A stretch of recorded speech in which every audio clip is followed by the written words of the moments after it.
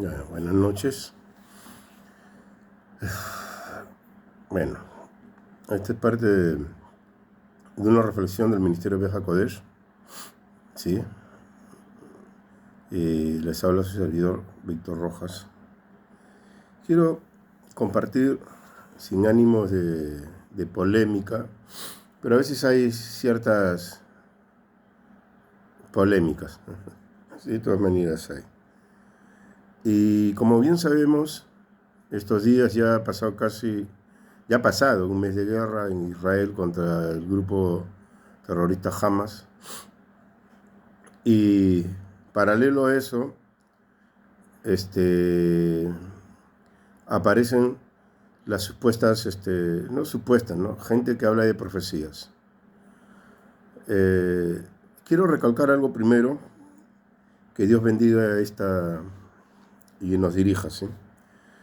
Donde todos seamos cabalmente edificados, sin temores, sin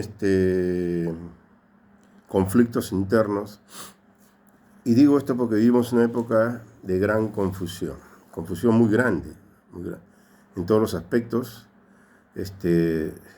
Vamos a leer, Isaías 54, 14 dice, 54, 13, y todos tus hijos serán enseñados por Adonai, y se multiplicará la paz de tus hijos.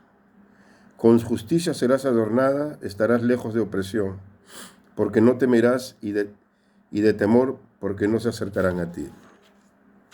Si alguno conspirare contra ti, lo hará sin mí. El que contra ti conspirare, delante de ti caerá. He aquí que yo hice el herrero que sopla las ascuas en el fuego y que saca la herramienta para su obra, y yo he creado al destruidor para destruir. Ningún arma forjada contra ti prosperará, y condenarás toda lengua que se levante contra ti en juicio. Esta es la herencia de los siervos de Adonai, y su salvación de mí vendrá, dijo Adonai. Y aquí se va a hacer referencia propiamente a Israel. ¿Por qué he tomado este pasaje? Yo veo, no sé, no puedo decir con estupor, pero sí con sorpresa, personas que hablan de las profecías bíblicas, y también veo muchas iglesias que creen en Dios, pero no oran por Israel. Es como un antisemitismo, ¿sí? Y muchas iglesias creen que Israel está siendo juzgado porque es un gran pecador. Lo digo hasta ahí. Es porque por la doctrina que les han enseñado. Y otra cosa que escuché de unos supuestos pastores sabios, porque la gente dice que son sabios, yo no voy a mencionar nombres. Y estos pastores hablan de que son pocos los judíos que se salvan y que son pocos los que se van a ir con la iglesia en el día de la salvación. Yo creo que ese es un atrevimiento de personas que se precian ser conocedores de las Sagradas Escrituras. Vivimos una época muy confusa. El apóstol Pablo, o rabino Saulo, muy mencionado, yo diría hasta idolatrado en el mundo cristiano, dice que al final todo Israel será salvo, y también nos dice en el libro de los profetas, y si no me equivoco en Isaías, que Dios le dice a Israel, en un día limpiaré todos tus pecados, sanaré a tus hijos, ¿no? Y nunca más volverás a pecar contra mí. Le está hablando a toda la nación y no a un grupo de individuos, ¿sí? El tema de que personas salgan a hablar de profecías contra Israel, y supuestamente están a favor de Israel, pero sutilmente no están a favor de Israel. ¿Sabe por qué? Es por su doctrina, por su forma de enfocar las Sagradas Escrituras. Quizás lo hagan con buena intención, pero primero hay que pensar y meditar lo que se va a decir. Y muchas de las cosas que dicen se enseñan en los seminarios bíblicos. Digo que se enseñan en los seminarios bíblicos, obviamente, porque he tenido la oportunidad de estudiar y lo mencionan esas cosas. Y el que cree, cree, y el que puede tener sus pensamientos, los puede tener, ¿sí? Y muchos hablan porque quieren que la gente sepa que ellos tienen la sana doctrina. Pero hay que tener mucho cuidado, porque cuando Jesús o Yeshua habla en Mateo 25 del juicio de las naciones, no se refiere a Israel. Y ahí la iglesia, donde está la mayoría de la gente de las naciones, tiene que tener mucho cuidado porque las personas van a ser juzgadas según cómo han tratado a Israel. Eso incluye iglesias, países, instituciones, etc. Israel es el pueblo de Dios, comprado eternamente por Dios. Y lo dice Dios cuando libera a Israel de Egipto, menciona que es su pertenencia eterna. Escuchaba un predicador, que no voy a mencionar el nombre, ya lo he dicho, que Dios le dio carta de divorcio a Israel. Pero cuando uno lee esa parte de las Sagradas Escrituras, se está refiriendo a las 10 tribus que fueron asimiladas por Asiria. Nos está refiriendo a Judá, Benjamín y Leví, que eran las tribus que estaban en ese momento en actividad, se podría decir, ¿no? Que todavía no habían sido llevados cautivos. Entonces, cuando una persona utiliza la palabra de Dios de esa manera, que es considerado sabios, tienen grandes iglesias, grandes ministerios, y lo digo no con ánimo de condenar, que creo que deben estudiar más las Sagradas Escrituras y no manipular las profecías. Manipular las profecías es un grave delito, es un grave pecado. Después veía un hombre que yo diría que se hace pasar por judío, hablando de que contra un judío que decía de que el Mesías no puede ser Dios. Bueno, ese es el pensamiento. Si la vida judía es una vida judía, es el pensamiento cultural. Usted no le puede quitar su cultura a Perú, no le puede quitar su cultura a Argentina, no le puede quitar su cultura a Bolivia, y a cualquier país no le puede quitar su cultura. Sería traicionar la tradición de un pueblo. Y Israel tiene su cultura y su forma de pensar. Yo no voy a decir si apruebo o no lo que dice este joven judío. Lo que digo es que él habla lo que a él le enseñaron. Pero este hombre cita a un rabino. Y diciendo que este rabino decía que el Mesías es divino. Pero lo cita mal, porque yo sé quién es el nombre del rabino, pero no lo voy a mencionar. Lo que los rabinos enseñan es que el Mesías va a venir con poderes divinos. Hasta ahí está bien lo que dicen estos rabinos. Pero lo que dice este hombre, que se dice judío, que no lo es, porque ya en Israel le quieren poner la mano, tiene que estudiar, y la gente lo alaba, dice, qué sabio, qué inteligente. No, hay que tener cuidado. Cuidado, porque no te puedes enfrentar a una cultura. ¿Usted cree en Jesús? Bueno, crea. Ha sido salvado, ha sido liberado, ha sido restaurado de sus pecados, pero no se puede enfrentar a algo que usted no conoce. El tema pasa por ahí. Entonces, mucha gente del mundo cristiano está esperando que el judío se vuelva cristiano para que venga el Mesías y acabe el mundo. Pero eso, con todo respeto digo, no va a ser así. Porque el Mesías tiene que pisar Jerusalén y desde ahí juzgar a las naciones y redimir totalmente a Israel. Está así en las profecías, quiera usted o no lo quiera, ¿no? El resto son doctrinas. No voy a entrar yo en esos detalles. El resto es doctrina. El otro asunto que uno observa es que en la iglesia mayormente están esperando la aparición del anticristo. Lo que usted tiene que esperar es que el Mesías vuelva. No tiene que estar esperando si viene el anticristo, se paró aquí, se paró allá o no. Y otros dicen, se sentará en el templo de Dios. Yo le quiero dar una noticia y lea bien las Sagradas Escrituras. El sumo sacerdote no se sentaba en el templo. Nadie se puede sentar en el templo de Dios.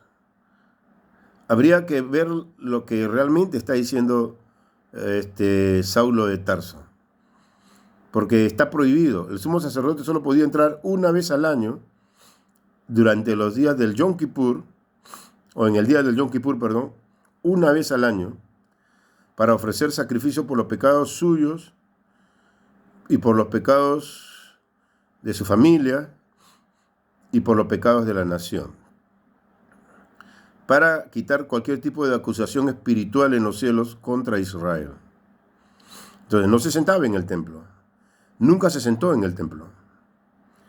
Entonces, cuando Yeshua dice, cuando veis la abominación desoladora, ¿sí?,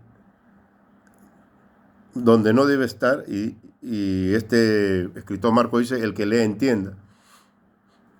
Hay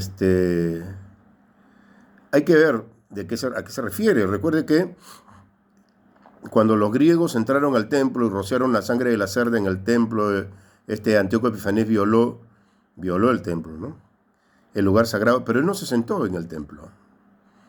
No se sentó, puso sus ídolos en el templo. Entonces habría que ver a qué se refiere sentar. Puso sus ídolos. Nadie puede entrar y sentarse en el lugar santísimo. Moriría. Y cuando yo muchas veces veo, este es un pensamiento mío, la cúpula de la roca que los han puesto los árabes o los musulmanes, encima de donde está el templo que da justo al lugar santísimo, ¿no?, y ahí en esa mezquita ellos se pueden sentar a orar. ¿Es una abominación? Es una abominación. Ellos dicen que es un lugar sagrado, pero no, ese es el lugar sagrado de Dios, que Dios le entrega a Israel a través de Salomón cuando se construye el templo.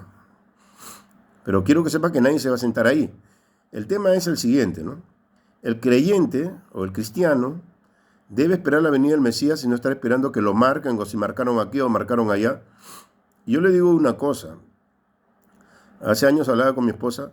Si usted no se da cuenta, sume los dígitos de su DNI, de cualquier DNI, su tarjeta de crédito, cualquier tarjeta de crédito, y todo le va a dar 666.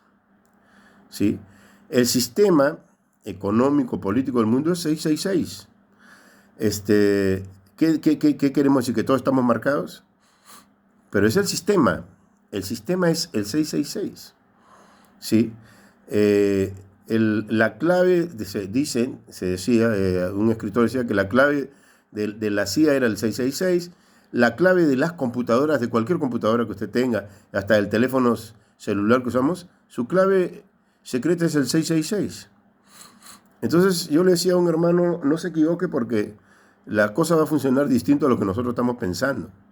Una cosa es una doctrina y otra cosa es la realidad. La doctrina puede aguantar posiciones. Yo puedo tener mi posición, el otro pastor su posición, el otro pastor su posición, como en el rabinato. Este rabino tiene su posición, este tiene su posición, pero ojo, no se contradicen. Los rabinos creen que todo lo que se dice puede ayudar al judío a crecer, mientras que en el cristianismo la doctrina divide y te dicen que tienes que tener cuidado porque no vas a crecer, porque Dios se puede molestar.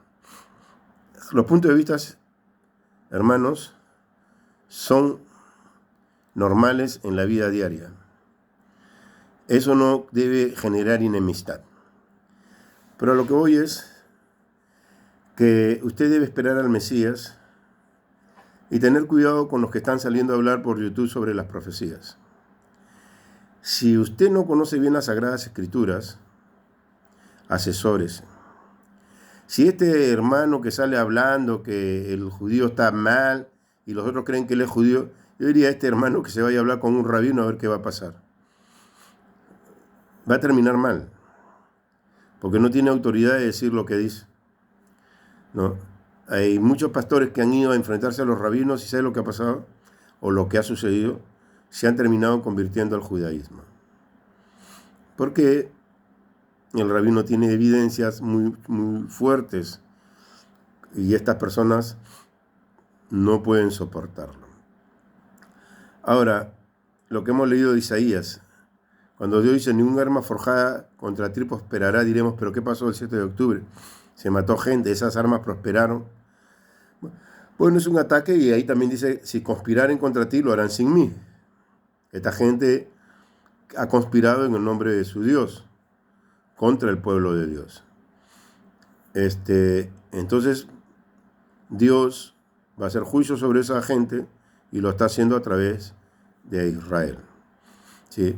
Israel no puede ser borrado del mapa, Israel no puede ser olvidado por Dios, y yo no puedo decir que unos cuantos judíos se van a salvar. ¿Por qué? Escuche, cuando Abraham muere y se fue unido a sus padres, ¿sabe lo que significa esa palabra? Contextualmente, que Abraham entró al mundo venidero, a la vida eterna. Isaac murió, fue reunido con sus padres. ¿Qué significa eso? Entró a la vida eterna. Jacob fue unido con sus padres. ¿Qué significa eso? Entró a la vida eterna. Cuando David muere, fue unido con sus padres. ¿Qué significa eso? Entró a la vida eterna. Cuando Moisés muere, fue unido con sus padres. ¿Qué significa eso? Entró a la vida eterna. Y cuando todos los judíos mueren, se reúnen con sus padres. Mira, pero el pecador, ese es un tema de Dios. Obviamente que el pecado tiene que ser juzgado y condenado. Eso no tiene discusión. Lo que estoy hablando es general. ¿Qué hace Dios con Israel? Y que Dios ¿qué hace con Israel? Y con todos los justos, los reúne con sus padres. Porque es la promesa de Dios. Entonces, si un predicador me dice, son poquitos porque no creyeron en Cristo, yo no le puedo creer porque la Escritura señala otra cosa. La Escritura, no la doctrina, la Escritura. Entonces, ¿para qué vino Jesús? Jesús vino para darle salvación a los gentiles porque no tenían Dios, no tenían Torá, no tenían preceptos, no tenían mandamientos. El famoso apóstol Pablo, que vuelvo a repetir, es muy amado en la iglesia, en Efesios capítulo 2, léalo bien, dice, a los gentiles, ahora ustedes tienen entrada al campamento de los santos. ¿Cuál es el campamento de los santos? Israel. Israel. Y los ha hecho uno, dice. Los ha hecho uno. Lea bien eso. Leyendo las cartas de Juan, la primera, la segunda y la tercera de Juan, menciona mucho los mandamientos, los misbot. ¿Y a quién se le entregó los misbot? A Israel. Esto no es una torcedura de las Escrituras. Si usted no conoce los preceptos y usted no conoce el pensamiento hebreo, va a pensar que lo que estoy diciendo está mal, porque usted no conoce los preceptos, usted no conoce los mandamientos. Pero si los conociera, desde el momento que comienza a leer, se da cuenta que todo lo que él está diciendo cae en Israel. Parece sencillo, parece difícil, y cuando Yeshua o Jesús está predicando, menciona la palabra misbot, mandamientos. Y cuando dice misbot se refiere a la Torá, se refiere a lo que Dios le dio a Israel en el monte Sinai. Pero si usted lo quiere ver con su lupa o sus lentes doctrinales, usted no va a entender eso, no lo va a entender. Y lo que estoy diciendo no es una falacia ni una mentira. Falacia es salir a hablar de profecía, enaltecer al anticristo, que ya viene el anticristo, hablando de la gran tribulación. Estamos atribulados hace rato. Hace rato que hay un espíritu de confusión. Hace rato que hay falsos profetas, hay falsos apóstoles, falsos predicadores, falsos maestros. ¿Sí? Entonces, tenemos que orar a Dios para que el Mesías venga. Ese es nuestro trabajo, orar a Dios para que Israel gane esta guerra. Y yo le digo que en esta guerra se define realmente de qué lado está usted.